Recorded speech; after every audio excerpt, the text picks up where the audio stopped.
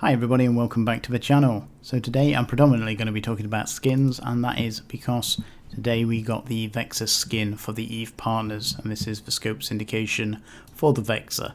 And the nice thing obviously about the Vexor is it's T1, anybody can fly it, Alpha and Omega, so anybody that does end up winning this skin can apply it or sell it or do whatever they want to it. Now the Vexor isn't my favourite model, I'm not going to lie, and I'm not really... This skin is not the greatest that we've had so far. I don't like the huge amount of grey on it personally, but I'm sure there are other people that will absolutely adore this skin. Unfortunately, I'm just not one of them. So again, I'll be giving one of these away in this video, as well as the Astero and a Caracal. So there are 3 skins up for grabs in this video. So all you have to do is drop a comment, and basically I just want to know which you think so far has been the nicest skin, whether it's the Astero, the Vexor or the Caracal, and obviously leave your in-game username so I know who to contact in order to give the skin to. And obviously if you do want to keep supporting the channel, then please think about subscribing. It does help push me to keep making videos. So I want to give a shout out for Eventon. He does really good videos, but his videos are more focused to newer players. So if you are new and struggling with some aspects, it's a great channel to be subscribed to. Let's get the poor man over 1,000 subscribers, because at the moment he's not even getting anything from YouTube, and his content is very good. So I do recommend checking that out and dropping a subscription if you obviously enjoy it. So cast your mind back, just before Christmas, CCP was doing an offer that if you plexed your account with obviously PLEX, that you would receive the in-game skin of the Red Claw. Now, the interesting thing that I'd like to state with this, that obviously as these stocks have slowly dried up, the price has been steadily increasing. And, you know, obviously if you'd bought the Plex for in-game ISK at the time, you know, obviously now you could sell the skin if you hadn't applied it to your account, and technically that would be a 200, nigh on 200 mil discount from obviously plexing your character. So there is a decent amount that you could have potentially saved there. And the reason I bring this up is because again we are in or having the same kind of offer at the moment, so it's quite relevant, and that is the Jackdaw skin, the Heart Surge skin. Now the Red Claw skin for the Rattlesnake I didn't particularly like, it was a bit bland. Now I do like more of the metallic stuff, although this is pink, I won't hold that against it. But I quite like this skin, and obviously with the Jackdaw being a big favourite of the nullsects, this skin could be actually quite popular, whereas obviously a lot of people do obviously fly the Rattlesnake, but in comparison the Rattlesnake skin was a bit poor. So as I said, I don't really do skins, but I have been eyeing up the Angelic set here, and that's because it has some of my favourite ships in it. The Dramiel, I haven't flown for a long time, but it is a wonderful ship, or was. It also has the Signable. Again, not my favourite ship, looks a bit like a slug, this thing, but the one that I would like it for is the Macarial, and this is gorgeous. I really like this skin. It's again, it's nice metallic. I like the white on the back, and I think that is a fabulous skin, and I am more than likely gonna purchase this set.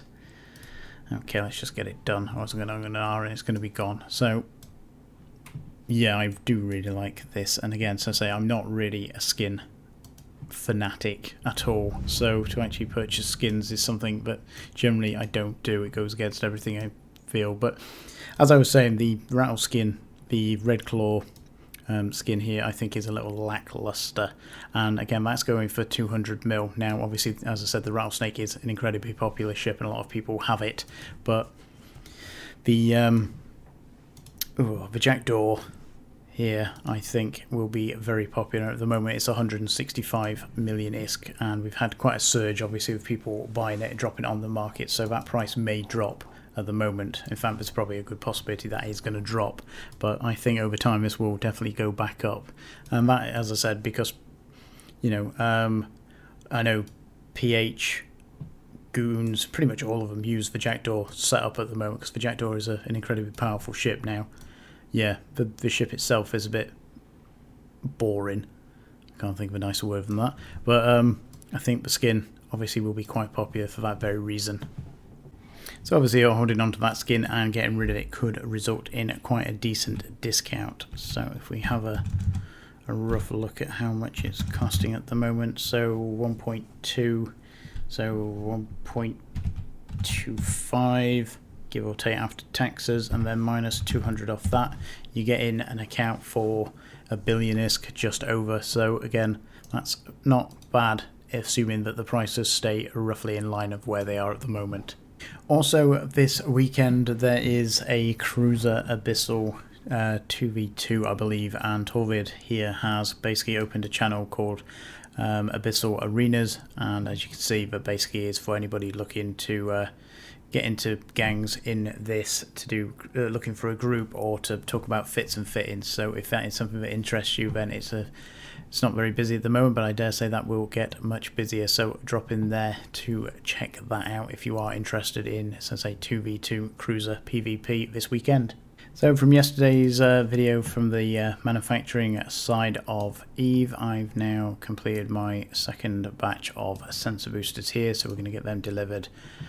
And now, basically, I now need to move them from Anzem all the way back over to Jitter, which is a good 3 jumps, so that should be interesting. I can't wait for that. Moving around in a freighter is lots of fun, and for any of you that haven't done it before, the AU speed is 0.67, I believe, unless that has changed, and that basically means it is painfully slow.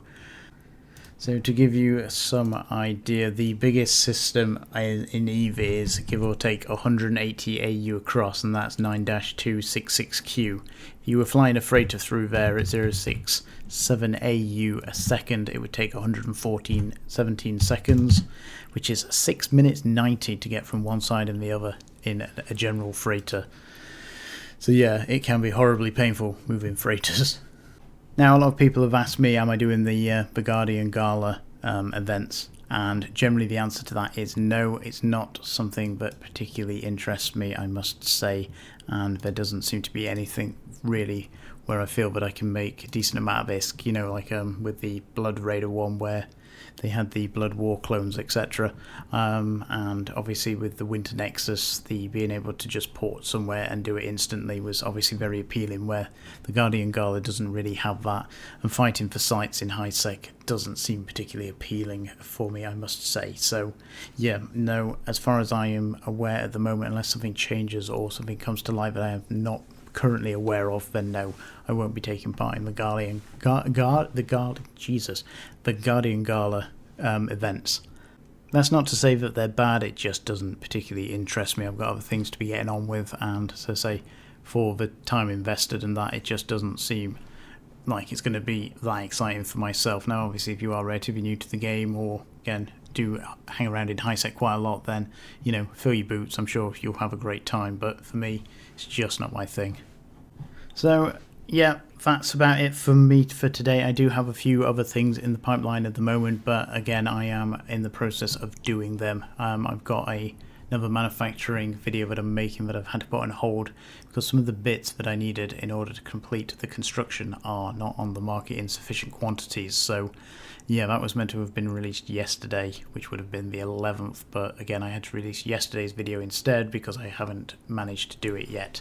So there's a few other things, and again a lot of people have dropped some really good suggestions, and I will be taking up a good portion of them, or putting them into some kind of format at least. I have thought about doing a questions and answers kind of thing, but I'm not sure if that would actually make a compelling video or if there'd be enough people really interested in that. But I do obviously get quite a lot of questions, and either I answer them hopefully directly, or I do try and make a video if I feel that A, it warrants it, or B, that it's a big enough topic in order to warrant it. So again, yeah, please do keep your comments and suggestions coming in. Again, I do look at them, and I will be making some videos based off them. So with that, thanks for your time, fly safe, and I'll talk to you again soon.